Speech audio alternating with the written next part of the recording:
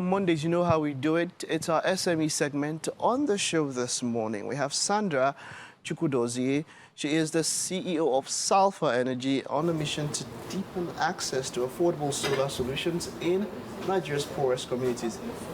Other communities also need solar, because as it is now, this morning we started talking about the grid failure. So I think it's quite interesting that is our guest today. It is great to have you. You are welcome. Thank you for having me. Sandra, I love the way you are smiling now. You look like you brought more light into this place. Let's talk about the solar journey. Yeah. When did you start? You started about 7 years ago. Yes, talk to us how this journey started for you. 7 years ago, 2017. And for me, I was a young person. I worked at the UN in New York. Okay. And it was in 2015 when the SDG goals were being launched. And at that time, you know, energy began to mean clean, affordable, and accessible. And I thought to myself, why don't I come back home and usher in this change? And that led my journey. You know, talking about people that come to usher in change, we've had lots of people that way, and it seems like staying power. This country has a way of sucking into your staying power. How have you been able to stay this long in spite of the innumerable challenges that I know you definitely have faced? How have you been able to stay this long? The challenges are many. I mean, we've had COVID, we've had this galloping inflation, we've had a lot of things, devaluation of currency. But the thing that I've tried to incubate in my company is something called the Alpha spirit. We call ourselves Alphas because we are people that, despite the odds, we have the audacity to fight with our hearts. You know, when the odds are stacked against you, that is the mindset. We cannot give up, and that's what has helped our company.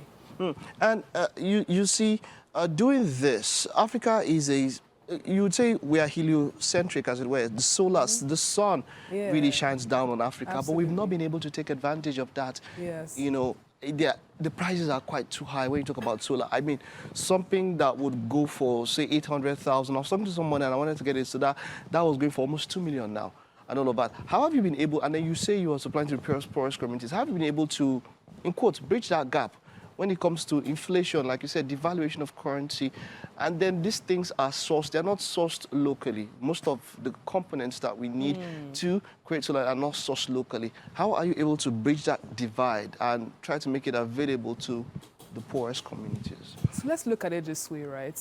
What is an alternative for solar? It's petrol. And how has petrol been, you know, funded over the years? It's through subsidy. Right? Now, what we've seen is that we've had that subsidy removed and petrol costs have gone up 3 times. And what that means is that people are spending triple the amount they would spend to fuel generators compared to solar. So if you look at solar now, it's cheaper. The only thing is that if you combine how much somebody spends in a month or a day, 5K per day, right, on following their business, multiplied by 25 days, it's about 150, right? So by 12, you're getting to 1.5, 1.8.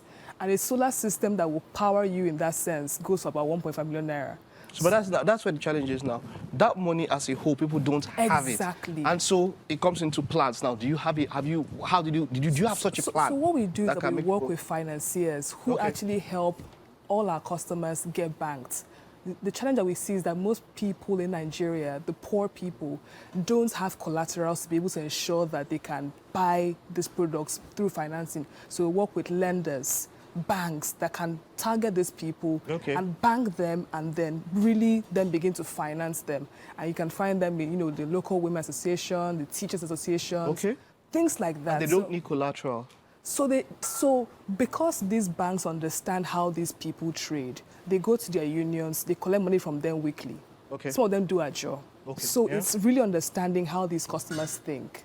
So you're saying now you work with the organizations that put this women, that coordinate them in such a way. So you don't need to get collateral from the individuals directly. So the banks and the cooperatives understand how to finance these customers. Our job is to distribute the products and they finance the customers. Yes. All right. And how has this worked so far when it comes to that model? have they been keeping up to their... Oh, absolutely. So currently as it stands, we're in all 36 states in Nigeria. And that's because we work with partners, we work with banks who have that spread and who allow us then go for meetings with these kinds of customers. And we're then able to penetrate and meet them faster.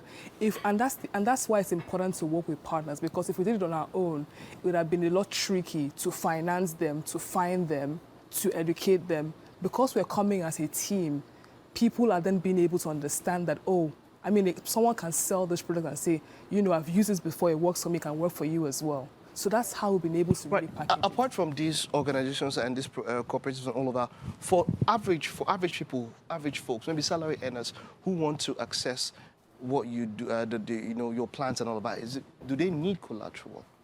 If I'm a salary earner and I want to get from here and I want to get on a plan, can I get it on a plan? Yes, you can. You can. How do I go about that? So you get a loan from your bank. So many banks offer that. Okay. Right?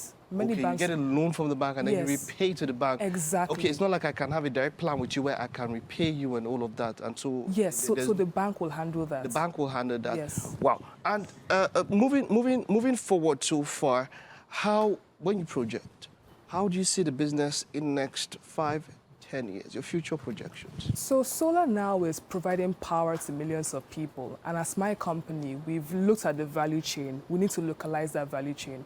And it led us to set up our assembly facility in Nigeria. And that facility is to allow us to assemble solar products, fans for homes and businesses.